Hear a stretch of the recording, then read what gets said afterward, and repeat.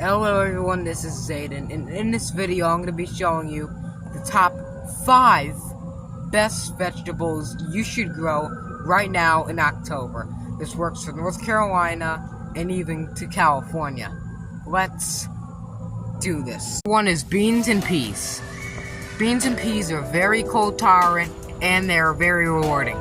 Just let a couple plants go to seed, and you can even store those seeds for planting next year. These plants are very pretty and can be used for ornamental values. They're super easy to grow from seed and they look nice in the garden. Number 2 is beets. Well, I don't have beets growing right now because I need to get the seeds for them. They're very easy to grow and I always plant them in October.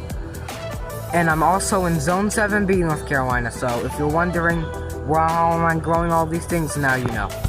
Beets are very nice to eat, and you can even use the juice from the beets to make beet juice, or even beet salads, to even standing clothes for tie-dye. Beets are very easy to grow from seed, and they put on a very nice display of flowers. Just look at these flowers. Very nice. If you're liking the content so far, please consider subscribing and hitting the like button. We're trying to reach 2,000 subscribers here at Reap What You Sow Gardening. I cannot do it without your help. So, please consider subscribing. That means a lot to me. Now back to the video. Where's lettuce? Lettuce is very easy to grow from seed, and they love cold. Guess what? They really love the cold. They'll bolt and go to seed in the heat. So if you want to grow lettuce, make sure you grow it now where it's cool so they cannot bolt and you'll have lettuce all the time. They're very easy to grow and they're very rewarding. Plant spacing in my experience should be 4 to 6 inches apart.